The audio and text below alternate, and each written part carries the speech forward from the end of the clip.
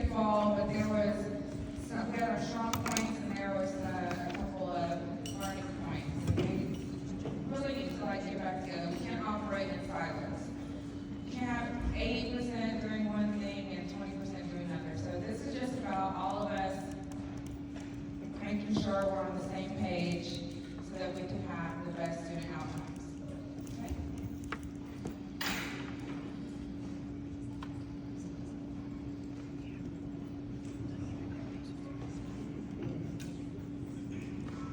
Okay, so school discipline and safety.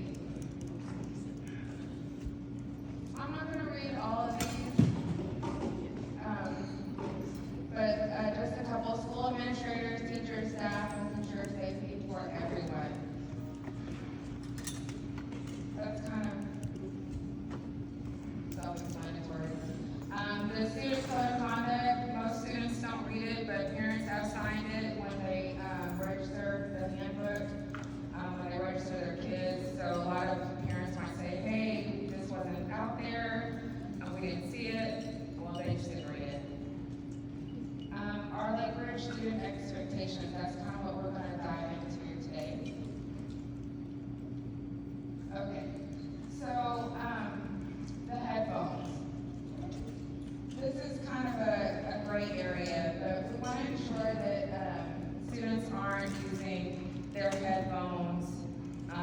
They're making sure they're using a wired headphones. We know that there might be some exceptions. So in class, they can be used for instructional purposes, but it needs to be connected to a district-issued device, right? And then devices. You can ask students to put away their iPods, devices must be put away. Here's another thing. These awesome glasses that my kids got me for Christmas. Yes, the Ray-Ban Metas, they're awesome. They can do so many amazing things. Like I can read my text messages while I'm standing here. It translates in different languages, it takes videos, it does a lot. They're not allowed, even if they're prescription. This comes from district that if they have them, they gotta put them away. If they say it's a prescription, they need to get another prescription because it's a prohibited device. You can talk on the phone, like I get my messages, everything. So these are gonna have to be put away. Blankets. We're still seeing a lot of kids with blankets. We ask that they fold them and put them away. Even if they're hanging off their backpack, we want them to be folded, put away. We don't want them to bring them at all. And then the student IDs. This is an issue, you guys, because they all come in with the student ID on because we're there checking for it. In the back, they have to show their ID before they even go through Evolve. In the front, we're doing the same thing. But here's the thing, as soon as they go by us, they take them off. So the expectation is before they come in your classroom, if you could just do an ID check, make sure they have their IDs on. There's been instances where kids from other schools have come into the school and they not belong here. There's no way we know all of our 2,600 students. I don't.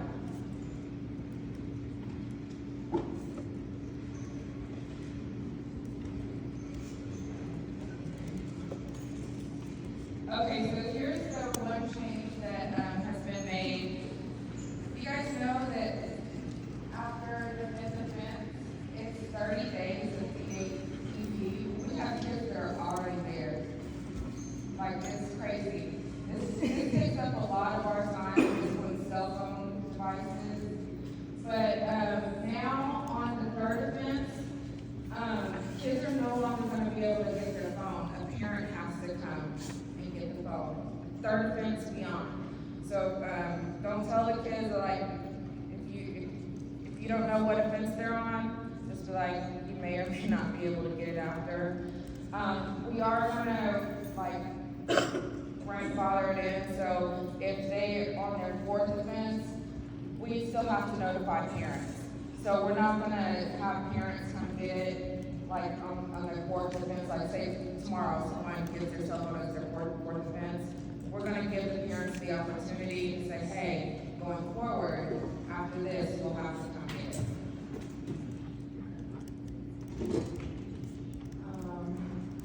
Questions so far?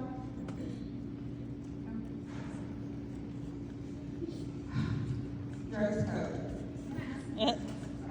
Is that gonna change, like, right now, we have to take one last block, we have to back in, so does that mean now we can turn it in?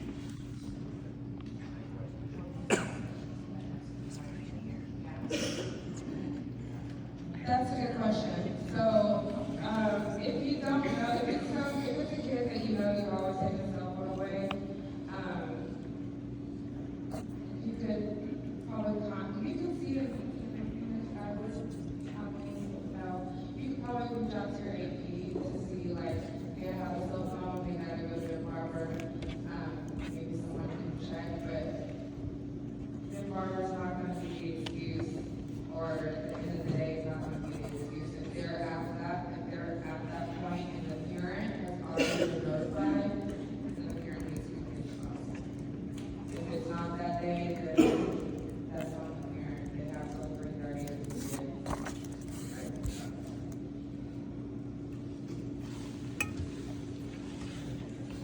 Just my thoughts on this. We don't need you to do anything extra and anything more burdensome on you all. That 8th period thing, if you know for a fact that that parent has already been notified, and they've already got the consequences, they already know that the parent has to pick it up, you can hang on to that phone and bring it to the normal channels. If not, follow what we did in the 8th period. Does that make sense? Yes.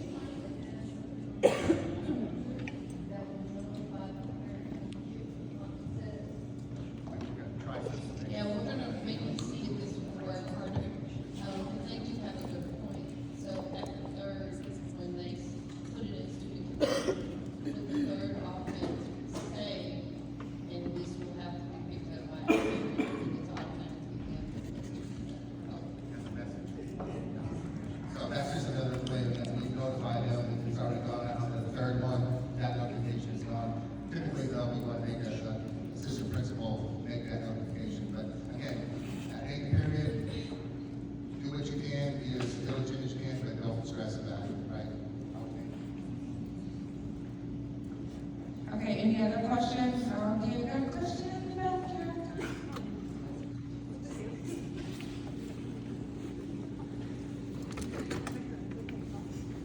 So what is the procedure with iPads? We've seen an increase in students bringing iPads to class, using iPads instead of Chromebooks. So what are we doing about that? So there's not a 504 or a 90 that says that they're like allowed their particular device. They need to be on a district device. I know that there's been a little bit of issues about students that haven't received their district device, but we're trying to streamline that to make sure that they get them. So that those have to be put away. They shouldn't even be bringing them at this point.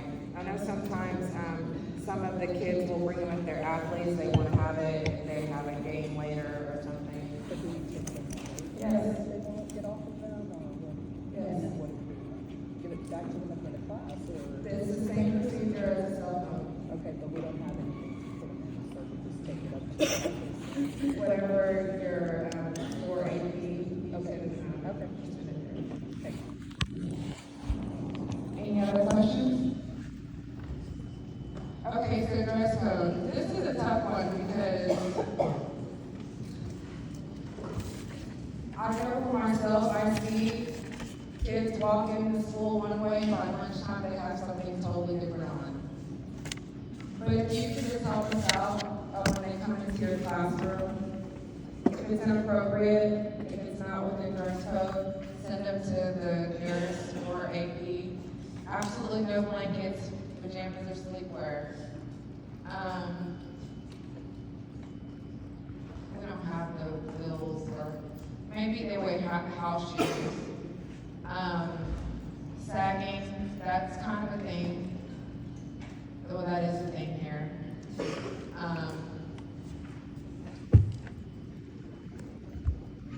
The ski masks are also a thing. So they'll wear a little beanie, but they'll roll it up. But make sure that they're not having ski masks. The hoodies need to be off.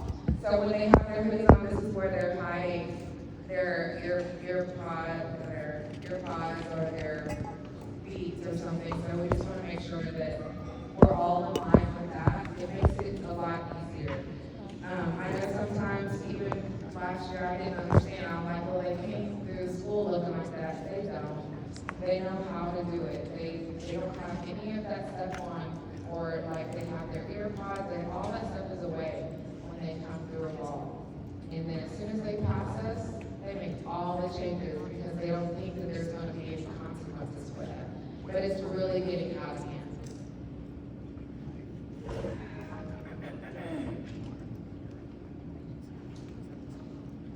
Okay, student IDs, they have them. Again, they have them. If they don't have them, if they forget it, if it's in their locker, they need to come get a new one. We're hoping that we don't have issues. Sometimes the machines will be down, but when they come through, they're there to have them. And even in the mornings, if they don't have them, we send them to get one made. I know some kids have like 6 in their backpack. Any questions so far? Yes? So on the student ID part, is there any way we can have some kind of confirmation that they actually got the new ID? Because they know I check every day out of the gym, and some just use it as a means to walk home for 10 minutes, and then come back with an ID they already had on. I think this is a good way to use the pass system. If they're coming to get an ID to get the pass, they have a certain amount of time. It doesn't take that long to. I may have I send like 8 kids at a time. I mean, you set a condition. Be back in 10 minutes. Well, if they're back in 10, but what I'm saying is they come back with an ID, that doesn't mean they necessarily went to an office and got an ID. There's no way for me to know. They're using it as a means to tour the school. Because we don't ever get anything back when they come back with an ID. So maybe that's something that that we could discuss later and our admin. Okay, yeah.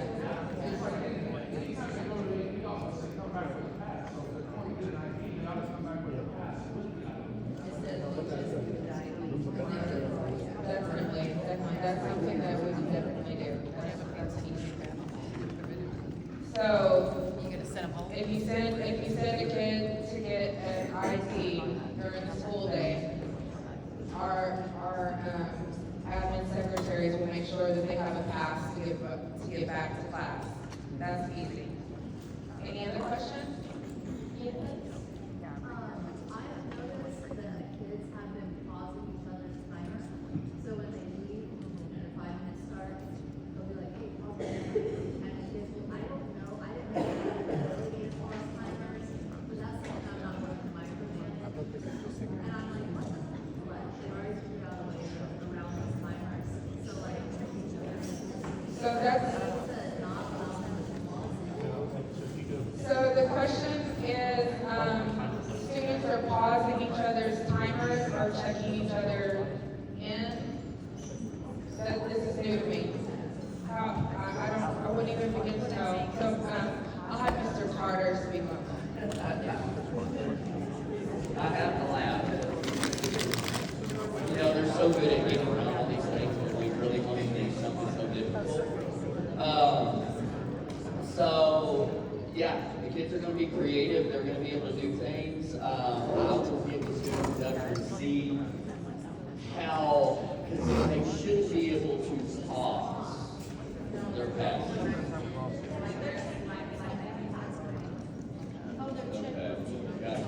Okay. So they're having, so a student gets it, leaves, they have a friend who stops it before the 5 minutes is up, then the student comes back after 7 minutes, is what you're saying is happening.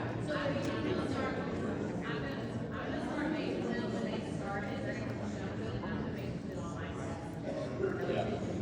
Yeah.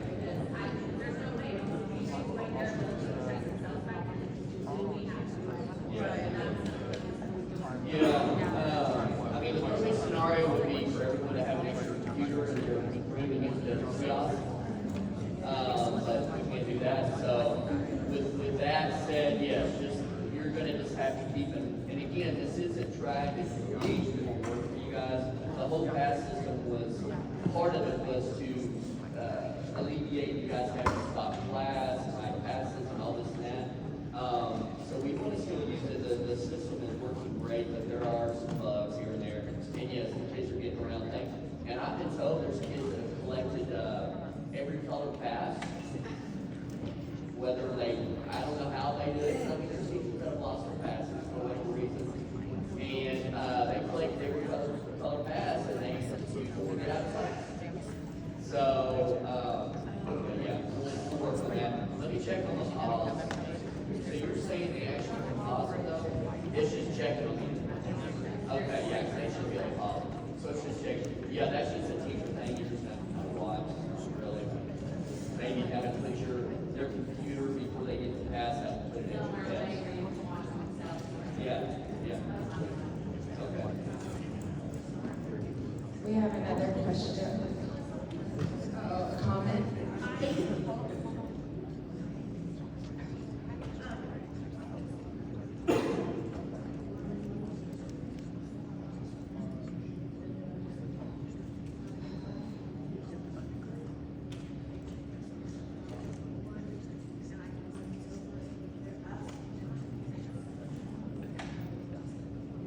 So this, so she puts it up on the board, and then they just tap it on the board, and then she just kind of glances over and see like their time is running out.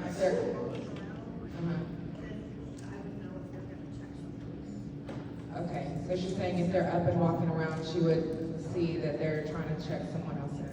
Did you? Oh, gosh, yeah, here, we're trying to ask her related to this.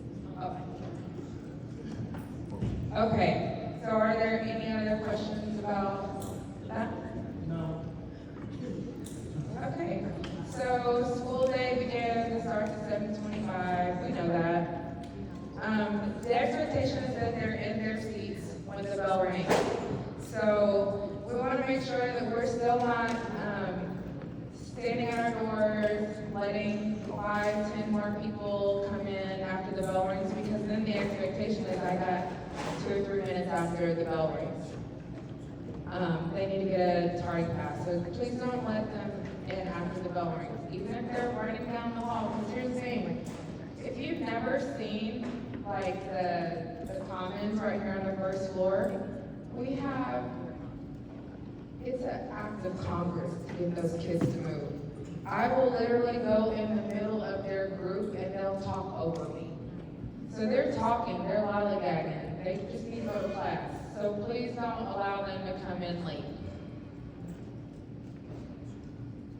No cell phones in pockets, they need to be off and in their backpack.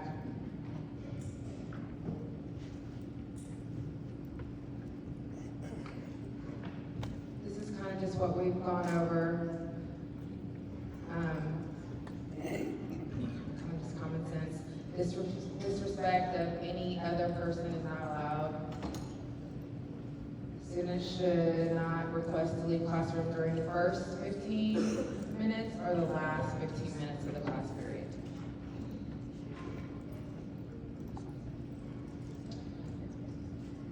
Facilities expectations. We would like them to use the bathroom during passing periods. They have time, I know that they have time because they're in the comments talking. So they have time to do that. But they'll be like, well, I didn't have time. They do.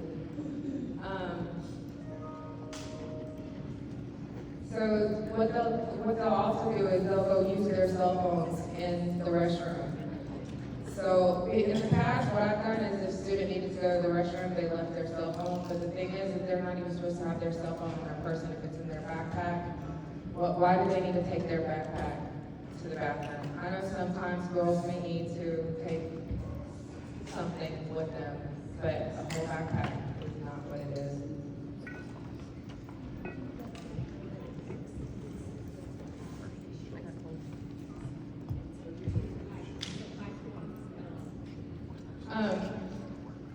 So I'm just hitting high points, but we're going to be sending this, presentation out to all of you, and we would like you to show it to your classes. It's going to be kind of redundant, just at the beginning of the class, show it to their classroom, even if they said they saw it the period before. We want them to, it could be drilled in, like, hey, we're all on the same page. There's a lot of kids that I've seen that will sit in the restroom and eat their lunch. I know, it's disgusting, but they do it. So make sure they're not sitting in the restroom. Make sure there's not 2 kids in one stall. And then the use of any substance not limited to including vapes or alcohol. It's key. All right, attendance. This is just something that we really need the students to understand, that after 4 absences, they're only allowed 4 absences per semester. They need to understand, like, even if they have 100 in the class, but they've been absent 6 times, they're on an absence spell. And these are conversations that as the APs will have with the students as well, but if you could just highlight this for them to understand. Questions? Oh, for the Okay. We'll update that. Any other questions? So this is just for the students to know the discipline for the late tardies. They add up quick. And these tardies also include advisory, because they'll come in late to advisory. Also, 3rd and 7th period, we'll see a lot of students that are here for 2 or 3 lunches. So just pay attention to that. Count the kid absent if they don't come back from lunch. Questions? All right, so the hall stairways, the common areas are something that they congregate for. We'll probably see a lot of it this week because some of them haven't seen each other for a couple weeks. They're excited. We just want to make sure that they're getting to class. No running, horseplay, yelling and shouting. They do that. Expectations for cafeteria lunch.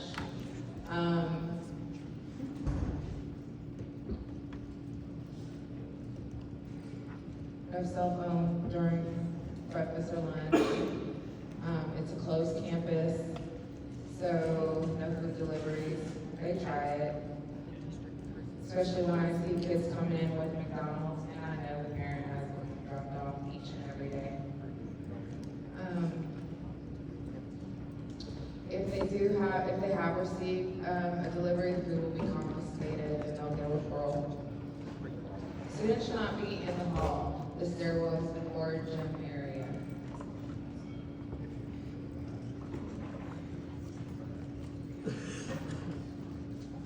So when acceptable use policy of DAGL, when school-owned device or network is restricted to approved purposes only, they have to understand that if they're also logged in at home and they're logged into the MISD platform, and if they're looking at a prohibited device, it's still going to come to us.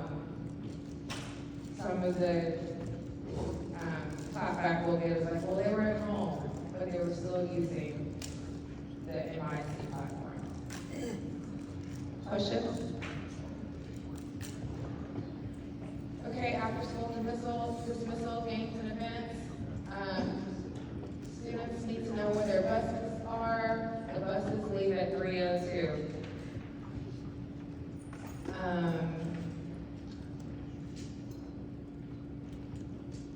All students who are not participating in school activity must be picked up and off campus by 3:15. What we've kind of done is after the buses leave, all the APs will circle around and students have to be picked up by 3:39. games and events. I know coaches, for one, don't like to stay here all night, so the students that are athletes need to make sure that they're picked up no later than 30 minutes after the event. And if they don't, they may be excluded from attending future events. One addition is that they have to have a physical ID to, along with their student admission ticket in order to get in. If they don't have a physical ID, they're not going to be entering for athletic games. So this includes basketball. So tonight we have a big game and both schools, because it's an MISD school, will need to have their IDs even for the basketball games. Any questions?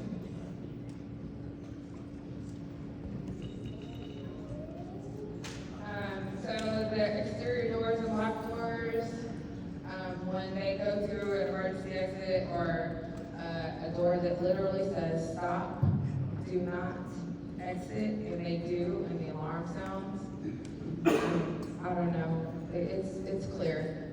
Don't let anyone in the building, this is for students. All right. What entry do we go in? 18? It's really for Rob. The entry 18, when we come in down there, there's no poster up anymore. Okay. There's no poster down on the entry 18? I think it's 19. One was broken all semester. I think it's 19. 19, yeah, there's no poster. There's no poster that says stop, don't enter. Because that has a card reader, so students can't exit. Yeah, there used to be one on the outside and one on the inside that said don't let anybody in. Right, so you're saying there's not one on the outside? There's no poster anywhere on that door. Okay, I'll check it. Okay. Okay, any other questions, comments, concerns? Okay, hold on.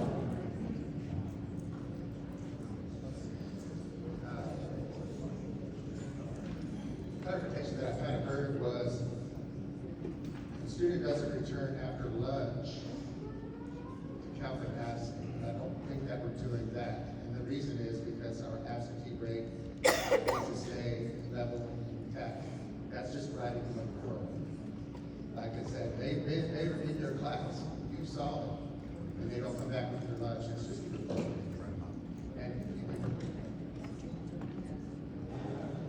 But, okay, it's gonna inflate your absence.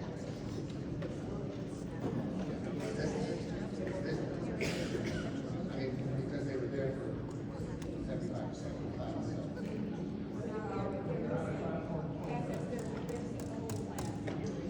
Well, the reason I brought that up is because of the emphasis on attendance, and this is kind of something that's been, you know, if they don't show up within 20 minutes, and then that's not really a thing, you know, we'll research that, but I just saw, I heard that, and I said, well, attendance is very important, we have to push for attendance and things like that, so we'll discuss that, I guess.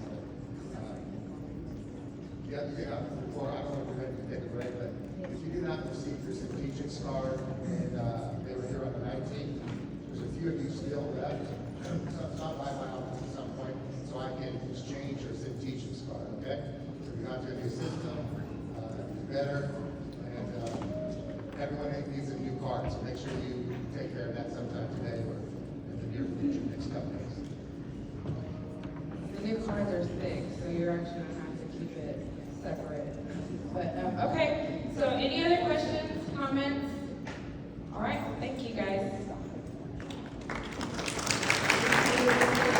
And thank you in advance for sharing this with your students, just to reset, let the small things go, then we'll get bigger things. And so we've got to hold some things tight. Also, we'll be doing some ID sweeps and different things just randomly so that we can make sure that students are maintaining some of these processes. We're going to give you a break, so if you guys don't mind, coming back at 9:05, we'll get into some curriculum planning pieces, and we'll see you in about 5 minutes. We're out. We get a break this a lot of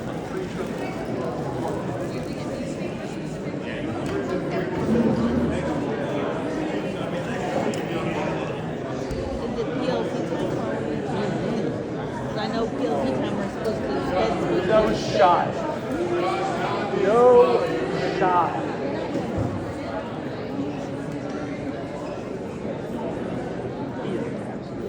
Buy lunch, right? That gift card you got?